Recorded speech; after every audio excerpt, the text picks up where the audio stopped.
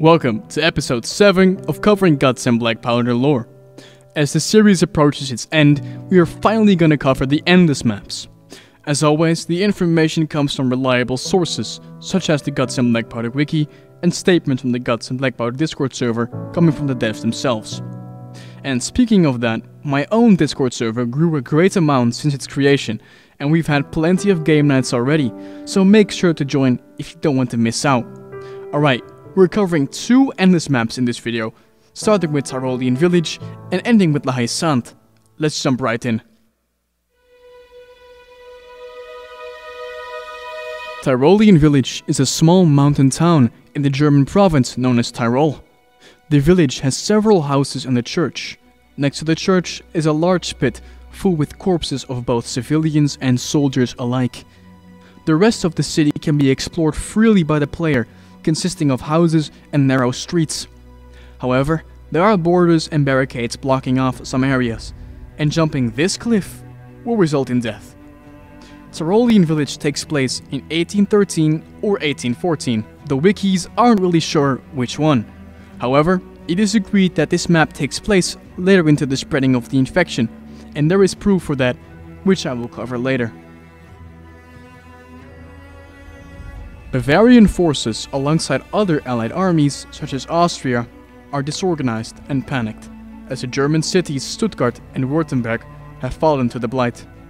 This makes sense, as there is a drawing on a map in Tyrolean Village showing the Blight is mostly active in Central Europe, which also supports my Britain being a safe haven theory.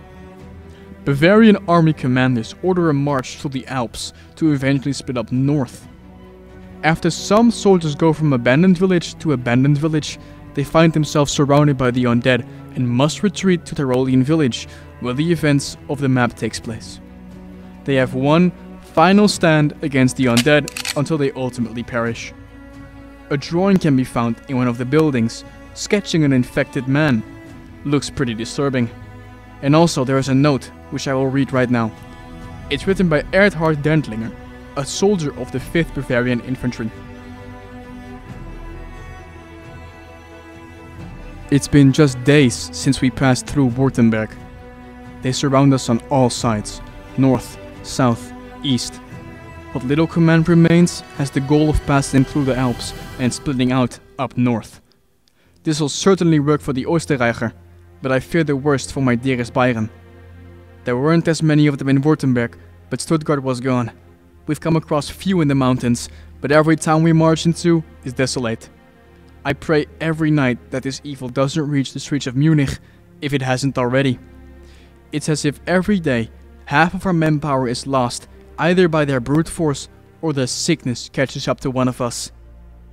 As of the time of writing, we found ourselves settling down in one of the many vacant villages. The villagers are long gone, perhaps weeks. The dried blood-stained walls indicate that this village too fell victim to the pestilence. We can hardly forage to keep ourselves fed. The Jaegers push through the pass and believe they've spotted a giant mass of them marching. They figure, if you keep our presence here silent, they'll pass through without issue. I've come a long way, and I've fought this evil since Russia. I know they don't abide by the senses. They'll trudge their way through this town and find us regardless of our hiding. It'll be a massacre. I read this note with the belief I'll be there by tomorrow. I don't plan to desert. I'm tired of running. The others are still oblivious, believing they'll pass through without a hitch. I will defend this village with my life, and surely we will all fall. And when we do, I hope we will break even and make a greater dent to their numbers. Final regards, Erhard Dentlinger of the 5th Regiment. So what I can make out of the note is that the soldiers at Tyrolean are somewhat experienced with the Blight, which gives evidence that the map takes place later in the timeline. The note seems to be hastily written just after their entry into the town, a day prior to the start of the events featured in the Endless map. As Central Europe is still being pushed back, the ceasefire at Leipzig sadly didn't have much results, judging on what we have seen. Also, did you know there was a zombie who was hanged up from the torso at first in Tyrolean Village? This guy was removed, I'm guessing for Roblox moderation being wonderful as always, and misconceptions about him hanging by the neck.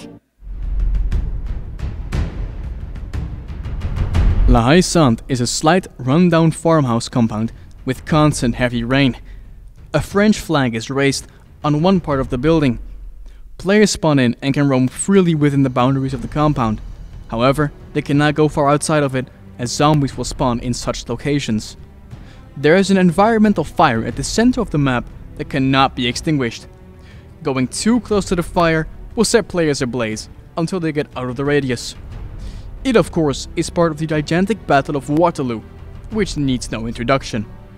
After Napoleon's first exile, he pulled an Uno reverse in his famous 100 days and re-established his power, only to get defeated at Waterloo.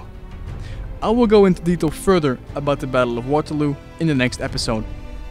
What you need to know is the Battle of Waterloo had some small skirmishes in farm-like places, just like La Haye Sainte, prior to the big field battle we all know. The context for this map is rather simple. The British and French soldiers stopped fighting each other to make a desperate last stand against the Horde. There's a note that can be found east of the spawn next to a farmhouse, which tells us what happened beforehand. It goes as follows. We intercepted the Horde at a small farmhouse named La Haye Sainte. We have appeared to have thwarted the Blight. News from another small farmhouse has also led us to the conclusion that orders to successfully halt the advance of the Hordes have been fulfilled. However, I feel as if we've apprehended a small herd of sheep, rather than an entire nation of cannibals. My last entry stands incorrect. Another herd of them has descended upon the small farm we occupy. No men seem to have lost in this petite siege. 3 men dead. None of them were English. The Horde clamored to them and ate them as if they were a mutton chop. The vision of him kicking and screaming still echoes clearly in my head, as if it were the present. The Germans cleared them off what little remained of him, would make off the red that stained his uniform from the distance. I stood long before he rose again, as if he'd heard the bugle calls. He darted for his officer before a soldier standing behind him put a musket belt to his mangled head. More men lost. Rain began to pour down, and our muskets are proving themselves too damned to be used. We've lost far more men. The Hordes are far more frequent, leaving me less time to write. We've taken a position outside to pick them off. Myself and 3 others remain at one of the cannibals. And that's the end of the note. La Haye Sainte takes place before Hougoumont, and it is only a few miles removed from it. Just as in any other endless map, you are destined to fall, and La Haye Sainte falls at 8:35 on June 18th, 1815. And did you know La Haye Sainte was supposed to be the first holdout map? You were supposed to make the fire in the middle to find rescue, but the idea was scrapped, and we got Beresina as the first holdout. And with that, we reached the end of my video. Thanks for watching, and I'll see you in the next video, which will also be the finale of this series. Until then.